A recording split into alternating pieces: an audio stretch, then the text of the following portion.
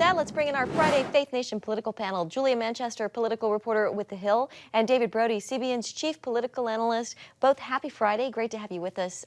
Julia, let's start with you. You, of course, are following this race very closely. Youngkin, he did come out and say, this is a quote, "It's weird and wrong to pledge allegiance to a flag connected to January 6th.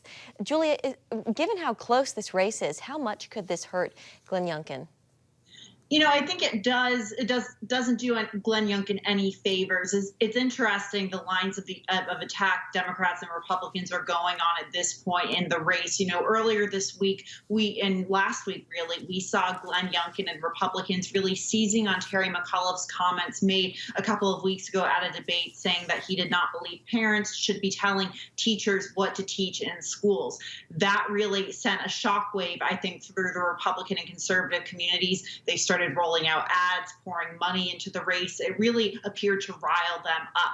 However, fast forward to a couple of days ago, we see that Democrats are now getting riled up with that Take Back Virginia rally where there was allegedly a flag that was pledged allegiance to that was flown at the January 6th rally. Youngkin was not present there. He was never scheduled to be there. However, I think anyone watching that rally could really foresee how much Democrats and Terry McAuliffe would jump on that, releasing an ad less than 24 hours afterward and such. So definitely two issues that are really rallying up the bases right now. But I think regardless, it's going to be such a close race. And that should be a red flag for Democrats because Terry McAuliffe was a pretty popular former governor when he left office, pretty well known. He's running against someone who was virtually not very well known at the beginning of the cycle. So it's very close, and it might not spell good news for Democrats going into the midterms.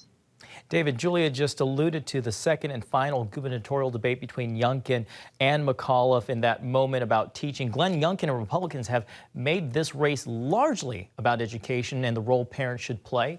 David, smart strategy? Yeah, for sure. He's gotten a lot of mileage out of it. And look, if you kind of hunker down on critical race theory and transgender bathrooms and ground zero on all of this is the Loudoun County School Board and the exurbs and the suburbs. That could be a winning ticket. We already know that some of the early voting that's already happened in Northern Virginia is not at the levels that it was in 2017 for Democrats. That's not good news for McAuliffe. So, things seem to be kind of going Glenn Youngkin's way as best they can in a state that is not blue Jersey, as we talked about the other day. It is a blue state, but kind of a light blue state. So I think it's setting up pretty well for Youngkin. Yeah, we'll all be watching. That race is November 2nd. Let's talk about the president. His approval rating continues to sink. A new Zogby poll has him at 36%. As he's talking about this Build Back Better agenda and trillions of dollars in spending, this does cut into the leverage that he has. In Connecticut today, when he was giving his speech, he made a concession to, or it sounded like a concession, that he didn't think Democrats would get. He said $2.5 trillion. I think he meant $3.5 trillion of this package. But was that sending some sort of signal to the moderates like Joe Manchin and Kyrsten Sinema, who, say this figure's way too high? Julia? I think in a way it is, and a lot of other moderates outside of Congress, including Terry McAuliffe, speaking of the Virginia race, have said $3.5 trillion is simply too high. The problem with that is that you have progressives like Pramila Jayapal or Senator Bernie Sanders who don't want to budge on that.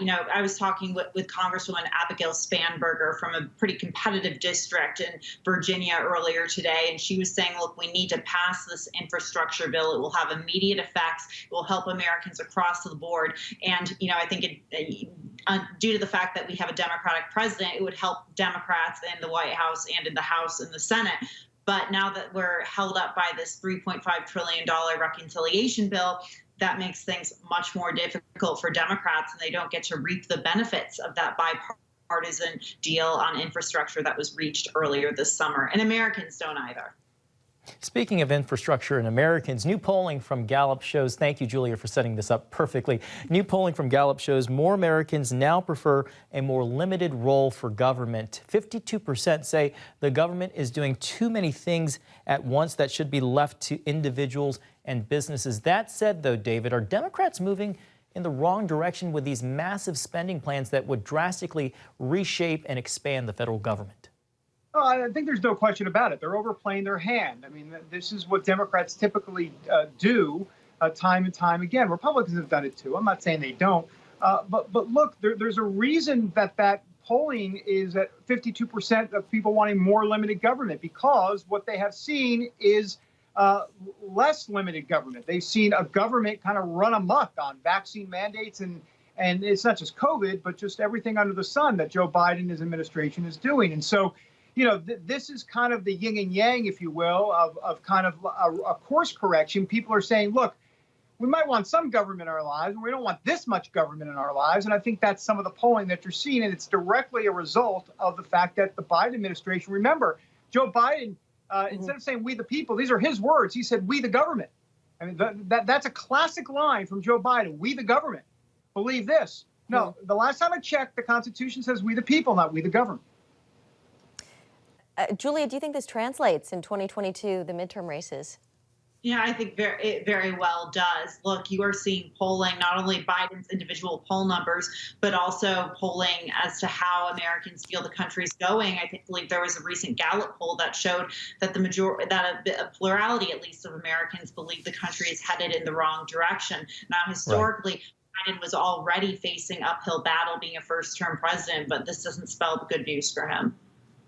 All right, Julia Manchester and David Brody, we are out of time. Thank you so much for your insights. We'll be back right after the break.